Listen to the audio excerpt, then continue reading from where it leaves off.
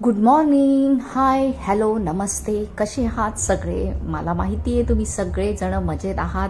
माझे व्हिडिओ बघताय, माझं वॉच टाईम पण वाढतोय, लाईक करताय, शेअर करताय, सबस्क्राईब पण करताय. तर माझ्या यूट्यूब फॅमिलीचं खूप खूप मनापासून आभार. आणि आज सकाळी नेहमीप्रमाणे मी उठले, नाश्त्याला काहीच नव्हतं, तर म्हटलं काय करावं, तर चला मस्तपैकी शंकरपाळ्या बनवूया, खरपूस. आणि नंतर शंकरपाळ्या मी बनवायला घेतल्या, तर त्याच्यामध्ये झालं होतं जास्त तूप. तर आणि गोड आवडत नाही माझ्या मुलाला, म्हणून मी म्हटलं जरा खारट शंकरपाळ्या करूया. पण त्या दिसायला कशा तरी दिसत आहेत, पण त्या चवीला चांगल्या आहेत. त्या खारट न होता एकदम नरम नरम झाल्या. हे माझं पातेलं जरा घसरलं. तर मी छानपैकी शंकरपाळ्या केल्या आणि चहा ठेवला.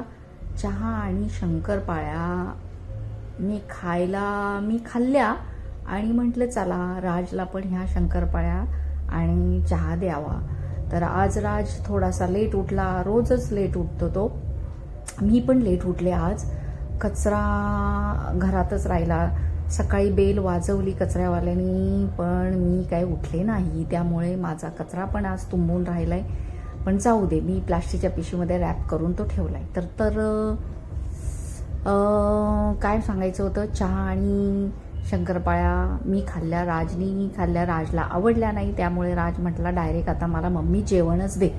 तर लगेच मग मी जेवण बनवायला घेतलं, कारण दुपारची वेळ झाली होती. तर चला म्हटलं त्याला डायरेक्ट जेवूनच त्याच्या रूममध्ये त्याला जायला सांगते. तर फटाफट मी म्हटलं काय बनवू, तर चला पटकन होणारी भाजी फ्लावरची. तर मी फ्लावर हा चिरला, गरम पाण्यामध्ये मस्तपैकी उकळून घेतला, नंतर तो कढईमध्ये तेल टाकून फ्राय करून घेतला आणि आता तो फ्लावर बाजूला ठेवलाय. मग टाकलं आपलं जादूची कांडी, काय म्हणतात महाराष्ट्राची, हिंग आणि हे राई, जिरं, हळद एकदम टाकून दिलं आणि लगेच त्याच्यावर टाकला कांदा, कारण कढई स्टीलची होती, कांदा जळायला नको म्हणून मी हा टाकला कांदा.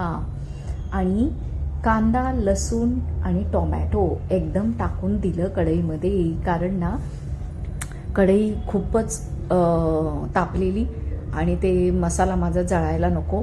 मला लसूण सालीसकट आवडतं, चव येते त्यामुळं, आणि अंगठा दुखतं, त्यामुळे मी बारीक चिरू शकत नाही कांदा, टोमॅटो, लसूण. त्यामुळे मी ते अख्खाच टाकते. मग हा टाकला वरून घरचा मसाला. भाजी कशी उलटी पुलटी केली तरी घरचा जर मसाला असेल घाटी, कांदा, लसूण, खोबरेवाला, तर चव येतेच भाजीला. आणि वरून टाकलं थोडंसं मीठ, कारण ही सगळी कृती मला फास्ट करायची असते, म्हणून मी फटाफट सगळं फास्ट करायचं म्हणून त्याच्यामध्येच मीठ टाकते, कारण नंतर विसरायला नको आणि कमी जास्त व्हायला नको.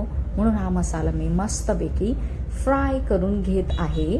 फ्राय करून घेतला आणि त्याच्यामध्ये थोडंसं मसाला जळावा नाही म्हणून पाणी टाकते नेहमी, तुम्हाला माहिती आहे. कारण पाणी टाकल्यामुळं काय होतं, मसाला छानपैकी शिजतो आणि त्याला अशी जरा कांद्याला अशी गोडपणासारखी चव येते. त्यामुळं थोडंसं मी हा मसाला शिजून घेते, कारण कढईमध्ये असं आपण परतत बसलं का तो जळून जातो. आणि मसालाची ग्रेव्ही परफेक्ट होणं हे महत्त्वाचं आहे. जर ती ग्रेव्ही जळाली तर भाजी बिघडली. त्यामुळं मी हे थोडंसं पाणी टाकलेलं बरं, कारण आपण टीव्ही वगैरे बघत असतो आणि त्यात तो मसाला जळायची शक्यता असते. कारण मला टीव्ही बघायला खूप आवडतं, मी हा स्वयंपाक नेहमी टीव्ही बघतच करत असते, त्यामुळे मी पाणी टाकते. आणि हा मी फ्लावर मस्तपैकी फ्राय केलेला त्याच्यामध्ये टाकून दिला आणि ह्या मसाल्यासोबत थोडासा अर्धा कच्चा शिजलेला फ्लावर फ्राय करते. आणि आता तो मस्तपैकी त्याला मसाला लागून झाल्यानंतर काय बरं करायचं असतं सांगा बरं तुम्ही? सगळ्या गृहिणींना हे माहितीच असेल, आणि जर कुणाला माहिती नसेल तर काय, झाकण द्यायचं, कारण भाजी थोडीशी वाफेनी शिजते. त्यात कांदा, टोमॅटो हा पण वाफेनी शिजतो, भाजी पण शिजते, आणि जो फ्लावर आपला अर्धा कच्चा असतो तो मस्त पक्का शिजतो. आणि तेलामध्ये तळलेला असल्यामुळे तो काय शिजलेलाच असतो, त्याला फक्त मसाला त्याच्या आतमध्ये जाण्यापुरती आपल्याला थोडंसं 2 मिनटं किंवा 5 मिनटं थोडंसं शिजवावं लागतं. त्यामुळं मग तो फ्लावर छान शिजतो आणि टेस्टी होतो. तर माझा हा फ्लावर छानपैकी परतून झालेला आहे. तर हा बघा फ्लावर. माझा कॅमेरा चांगला नसल्यामुळे तुम्हाला कलर असा विचित्र दिसतोय, पण तो झालाय टेस्टी. तर मी ही माझ्या मुलाला दिले भाजी. आवडला असेल तर व्हिडिओला लाईक जरूर करा, शेअर करा आणि माझ्या चॅनलला सबस्क्राईब करा. आणि तुम्ही ही भाजी बनवायची कोशिश घरी करा. पुन्हा भेटू अशाच गमतीशीर व्हिडिओमध्ये. Tata, bye bye.